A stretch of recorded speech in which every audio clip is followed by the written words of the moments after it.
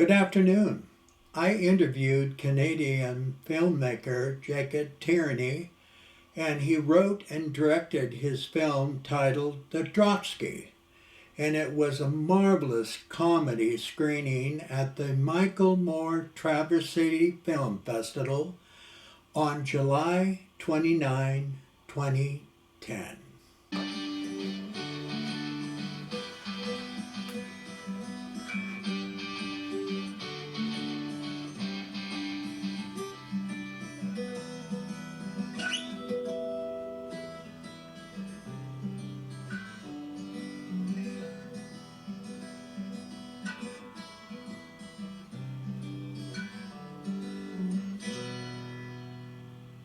My name is Jacob Tierney, and I'm the director of a film called The Trotsky that just screened at the Traverse City Film Festival. Fantastic. What came first, acting, writing, or directing? Acting. I've been acting since I was 5 years old, so it's hard to start writing at that age. I've been a professional. I've been working as a professional actor since I was 5. What were some of the early films, and how old were you once again? You were 5 years old when you started? Yeah, tons of movies you've never heard of. I made about 25 films by the time I was 12, and done a bunch of TV series. And Canadian? Yeah, I'm from Canada, yeah. Fantastic. And your father, he's a producer as well. Produced this film, yeah. Your father, I was going to ask you who the producer was. And what type of background does your dad have as a producer in Canada? Teaching, and he was a university teacher when I was a kid, and he eventually was a film publicist, and he taught film. He was a film publicist, and he was a development executive, he was a marketing executive, and then eventually he became a producer, independent producer. Wow. And what type of influence did he have in your choosing this as your career? There was no. When I started acting, my father did not work in film. There was no. You don't really make choices when you're that young. You just kind of start doing things, and if you like them, you keep doing them. And so there was never really a moment of choice. It's just something that I've been doing now for 25, 26 years. Okay, you're here at the Traverse City Film Festival for the movie The Trotsky. Yes. And how did you come across the creative thought of writing that screenplay? I really wanted to write a progressive high school film. That was what I wanted to do. And I was very interested in Leon Trotsky as an adolescent. And so eventually those two ideas just kind of merged in my mind, and this story came out. But I loved high school films, and I really wanted to make a high school film that was a bit different. So that's how I started. You're from Montreal, eh? I am, yeah. I lived in Toronto. Did you hear me say eh? Yeah, I lived in Toronto for about 3 months, and I lived in Vancouver for almost a year back in the early 70s, but beautiful country. But anyway, so how can you compare the film industry in Canada in comparison to the United States? Wow. Or can you? Well, I don't think you really can. It's hard to compare the American film industry with the industry of any other country. It's so much bigger. It features so many different levels, from micro budget to massive budgets that other countries can't fathom. In Canada, we tend to top out at about a $10 million budget. Is kind of the most you can really get, unless you're doing a massive co-production.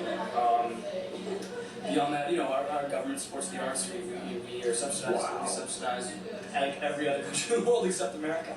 I should add. You are so fortunate to be able to have a government that does that for you. Every other country in the world has it, but you guys. And a lot of other things. Yep. Our health care would be a lot better if it was patterned after the Canadian health care as well. Yeah. But anyway, in the panel, you were asked the question how long it took to write the screenplay, and you mentioned, I believe, 10 years. Well, no, that's not, that was when I first wrote it. I've been writing it for 10 years. Right. I wrote it, I put it away, work on it, but I certainly was not writing it for 10 years. That would be a misnomer. Yeah.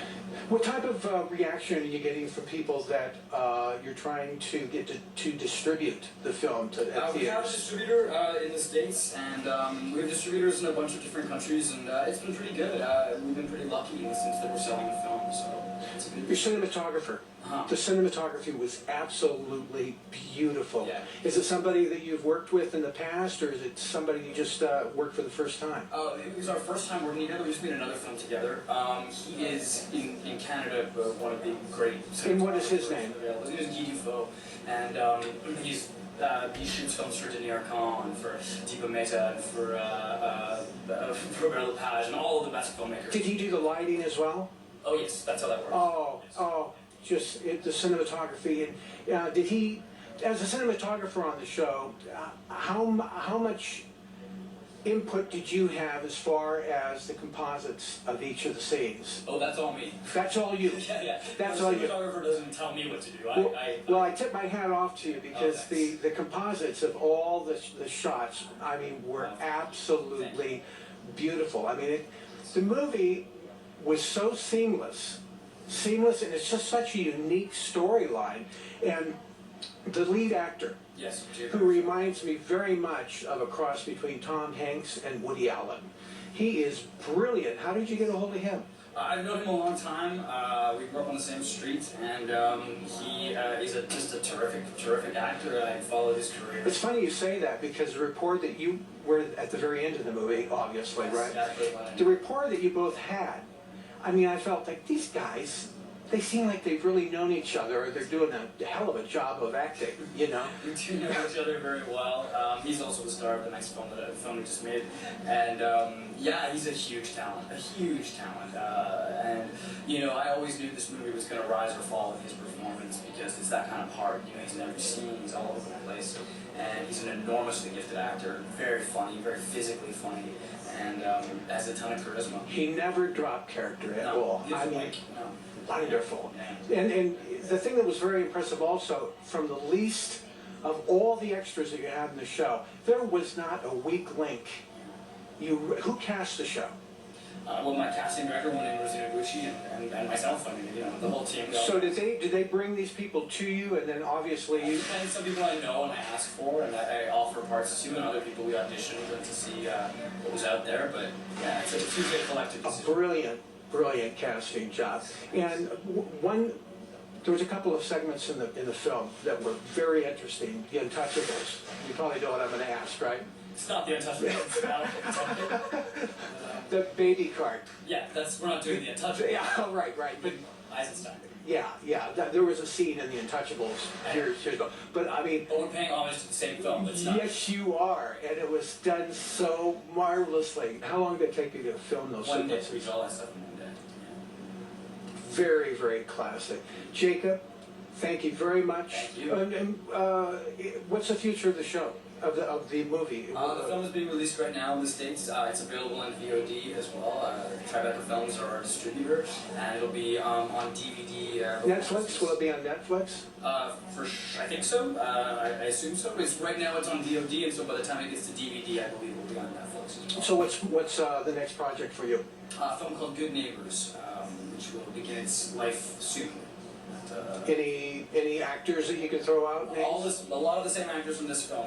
Jay Baruchel, Emily Hampshire, Scott Speedman, who's not one of the stars of that. So, yeah. Well, thank you very much, Jacob. Thank you. Fantastic.